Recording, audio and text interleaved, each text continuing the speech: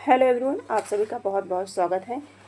हम सभी प्रश्न सॉल्व करने चल रहे हैं। यूपी टेट में जो हिंदी आती है, हिंदी से बनने वाले प्रश्न को हम सभी देखेंगे। 30 प्रश्न। इसमें जो पहला प्रश्न है ये है, वर्तनी के अनुसार शुद्ध शब्द का चयन कीजिए। पूजनीय, पूजनीय, पूजनीय, पूजनीय, है ना। तो वर्तनी के अनुसार जो हमारा शुद्ध शब्द होगा वो पूजनीय होगा। क्या होगा? पूजनीय होगा। करेक्ट आंसर हमारा क्या बनेगा? बी वाला आंसर बनेगा। आगे हम सभी देखेंगे, जिसका जन्म पहले हुआ हो इसके लिए एक शब्द जो उपयुक्त हो। अनुज, द्विज, अग्रज, सर्वज्ञ। तो 32 नंबर का प्रश्न है पीडीएफ के अकॉर्डिंग, है ना। तो इसमें जो दूसरा प्रश्न है ये हो जाएगा अग्रज। करेक्ट आंसर हमारा क्या होगा? सी वाला आंसर सही हो जाएगा। ठीक है। और जिसका जन्म बाद में हुआ हो उसके लिए अनुज का प्रयोग किया जाता है। अनुज, ठीक है। और सब कुछ जानने वाला क्या होता है? सर्वज्ञ होता है। 2 बार जन्म लेने वाले को द्विज बोलते हैं। क्या बोलते हैं? द्विज बोलते हैं। और इसके साथ साथ जैसे ब्राह्मण हो गया, दांत, पक्षी, इन सभी को द्विज बोलते हैं। ठीक है। तो अगले प्रश्न पर हम चलते हैं। प्रश्न संख्या 3 होगा। वर्तनी के अनुसार शब्द का शुद्ध रूप चुनिए। वर्तनी के अनुसार, तो अगर वर्तनी के अनुसार हमें देखा जाए तो पुरस्कार, पुरस्कार हम लिख के भी देख सकते हैं कि हमारा करेक्ट आंसर क्या होगा? पुरस्कार। तो ये यानी कि डी वाला ऑप्शन हमारा सही हो जाएगा। अगले प्रश्न पर हम चलते हैं। सजावट शब्द का प्रत्यय बताइए। सजावट में कौन सा है? आव, आवट, आहट और टा। 34 नंबर का जो प्रश्न है इसका करेक्ट आंसर हो जाएगा आवट। आवट प्रत्यय, सजावट में आवट प्रत्यय का प्रयोग हुआ है। लड़का पेड़ से गिरा, उपरोक्त वाक्य का कारक बताइए। तो लड़का पेड़ से गिरा, जब कोई चीज ध्रुवम पायो अपादानम, यानी कि एक निश्चित स्थान से जब अलग होती है तो वहां पर कौन सी विभक्ति होती है? पंचमी विभक्ति का प्रयोग होता है। ठीक है। तो इसमें अपादान कारक होगा। आगे हम सभी देखेंगे। हाँ, ये कारक है। अगर पूछा जाए कि हिंदी में कारकों की संख्या कितनी है तो कारक के भेद कितने हैं? 8 है। कर्ता ने कर्म को करण से के द्वारा संप्रदान के लिए अपादान से अलग होने के अर्थ में, संबंध का, के की, रारेरी, नानेनी, मामेमी, अधिकरण में, पर, संबोधन, हे, भो, अरे। ठीक है। आगे हम सभी देखेंगे चौराहा शब्द में कौन सा समास है। चौराहा शब्द में कौन सा समास है? द्विगु समास, है ना। जिस समास का प्रथम पद यानी कि पूर्व पद क्या होता है? संख्यावाची, संख्यावाची द्विगु, है ना। तो वहां पर जो है द्विगु समास होगा। अगला देखेंगे हम सभी, पुत्री का पर्यायवाची शब्द नहीं है। अब देखेंगे सुता माने पुत्री, तनय नहीं, आत्मजा और दुहिता। तो तनय नहीं है, तनय हमारा करेक्ट आंसर हो जाएगा। ठीक है। आगे हम सभी देखेंगे जो अगला प्रश्न है, पुत्री, देखिए पुत्र के पर्यायवाची शब्द हैं बेटा, सुत, आत्म और तनुज। ये किसके हैं? पुत्र के हैं। निम्नलिखित में से कौन सा शब्द कमल का पर्यायवाची नहीं है? कमल का पर्यायवाची नहीं है। सरोज हो गया, सलिल हो गया, अरविंद हो गया, पंकज हो गया। अब इसमें पूछा गया है कि कमल का पर्यायवाची नहीं है। तो सरोज हो गया, अरविंद, पंकज। सलिल नहीं है ना। सलिल किसका पर्यायवाची है? नहीं है तो जल का पर्यायवाची है। किसका पर्यायवाची है? जल का। सलिल हो गया, नीर हो गया, उदक, पानी, अम्ब, तोय, है ना। ये सभी किसके हैं? जल की पर्यायवाची शब्द हैं। अगला प्रश्न हम सभी देखेंगे, जिसकी मति झट सोचने वाली हो इसके लिए अगर एक शब्द का प्रयोग किया जाए तो प्रत्युत्पन्न मति होगा। ठीक है।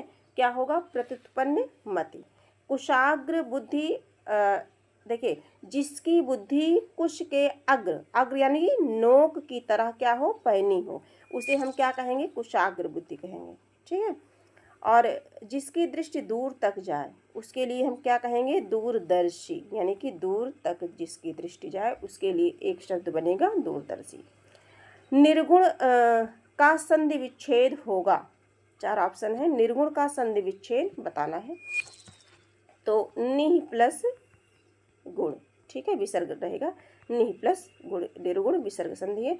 आगे हम सभी देखेंगे 41 नंबर का प्रश्न है, निम्नलिखित शब्दों के लिए दिए गए विकल्पों में तत्सम शब्द का चयन करना है।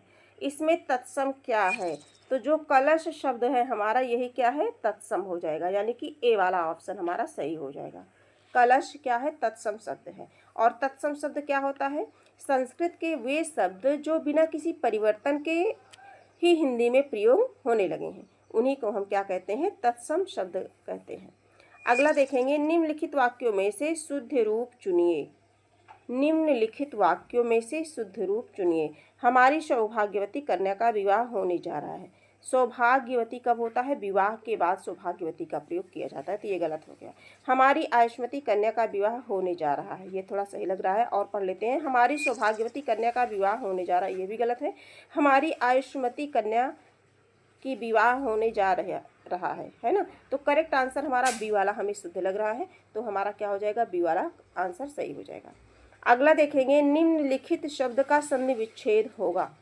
भानुदय, भानुदय का संधि विच्छेद क्या होगा, तो भानु प्लस उदय, भानु प्लस उदय है ना। उ और उ मिला करके क्या बनेगा, दीर्घ उ बन जाएगा, यानी कि दीर्घ स्वर संधि है इसमें। आगे हम सभी देखेंगे, निम्नलिखित वाक्यों में से शुद्ध रूप चुनिए। हमारे यहाँ तरुण नाविकों की शिक्षा का अच्छा प्रबंध है। हमारे यहाँ तरुण नाविकों की शिक्षा का अच्छा प्रबंध है। हमारे यहाँ नाविकों की शिक्षा, ये गलत है। हमारे यहाँ नाविकों की शिक्षा का अच्छा प्रबंध है, चारों में से बताना है, सही है। तो हमारे यहाँ नाविकों की शिक्षा का अच्छा प्रबंध है, यानी कि जो डी वाला है यही शुद्ध है। अगले प्रश्न को देखते हैं, जो शब्द धन का पर्यायवाची नहीं है उसे चुनिए। धन का पर्यायवाची नहीं है, द्रव, द्रव्य, द्रव, संपदा, दौलत। देखो संपदा है, दौलत है, द्रव्य माने धन भी होता है, द्रव ठोस, द्रव गैस है ना। तो द्रव नहीं है, क्या है, द्रव नहीं है, तो करेक्ट आंसर क्या हो जाएगा, बी वाला हो जाएगा। जो द्रव है वो समस्त तरल पदार्थों के लिए प्रयुक्त होता है, धन के लिए नहीं। देखिए, लोगों ने शोरगुल करके डाकुओं को भगाया। उपरोक्त वाक्य में कारक बताना है। लोगों ने, तो इसमें किसको भगाया, डाकुओं को। कर्ता ने कर्म को, डाकुओं को भगाया है ना। तो इसमें क्या है, कर्म कारक है, क्या है, कर्म कारक है। और कारकों की संख्या 8 है, अभी ऊपर हम लोगों ने देखा। आगे देखेंगे, ये चीजें हैं, कारकों की संख्या 8 हम लोग देख चुके हैं। घुड़सवार शब्द में निम्न में से क्या है, घुड़सवार शब्द में निम्न में से क्या है, यानी कि रूढ़ शब्द है, योग रूढ़ शब्द है, यौगिक है और निरर्थक शब्द है। 47 नंबर का जो प्रश्न है ये बताना है कि घुड़सवार शब्द कैसा है। तो जो घुड़सवार शब्द है ये है यौगिक शब्द है, क्या है, यौगिक शब्द है।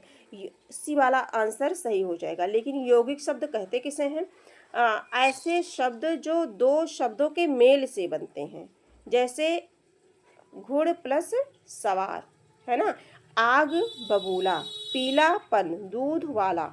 तो यहाँ प्रत्येक खंड के 2 शब्द हैं और दोनों क्या हैं, सार्थक है, तो इसमें क्या होगा, यौगिक शब्द होगा। अगला प्रश्न है, अजायब घर है, पूछा जा रहा है जो अजायब घर है देशी शब्द है, तत्सम शब्द है, विदेशी है या संकर शब्द है। अजायब घर, तो ये संकर शब्द है। संकर शब्द क्या होता है, संकर शब्द वो होता है जो दो भिन्न भाषाओं के योग से बनते हैं, दो भिन्न भाषाओं के योग से बनते हैं, ठीक है, उन्हें संकर शब्द कहते हैं। इसी तरह से टिकट घर हो गया है ना, अदालत घर हो गया, ये सभी क्या है, संकर शब्द है। आगे देखेंगे, आचार का विलोम शब्द है, आचार का विलोम शब्द होगा अनाचार होगा, अनाचार होगा। आगे बढ़ते हैं, 50 नंबर के प्रश्नों को देखेंगे। दुस्साहस शब्द का उपसर्ग चुनिए। 50 नंबर में दुस्साहस शब्द का उपसर्ग चुनना है। तो जो है इसका जो करेक्ट आंसर हो जाएगा वो हो जाएगा दुस, है ना, दुस प्लस साहस यानी कि दुस्साहस, ठीक है। तो करेक्ट आंसर हमारा ए बन जाएगा। तो आज की क्लास में इतने प्रश्नों को हम लोगों ने देखा और आगे के जो प्रश्न हैं ये अगली क्लास में हम लोग देखेंगे। और इसी तरह से यूपी टेट में जो हिंदी का पार्ट है 30 नंबर का, जितने प्रीवियस ईयर पेपर हुए हैं उन सब में जो हिंदी पूछी गई है हम सभी यूपी टेट के एग्ज़ाम के पहले इन सभी को कवर कर लेंगे, ठीक है।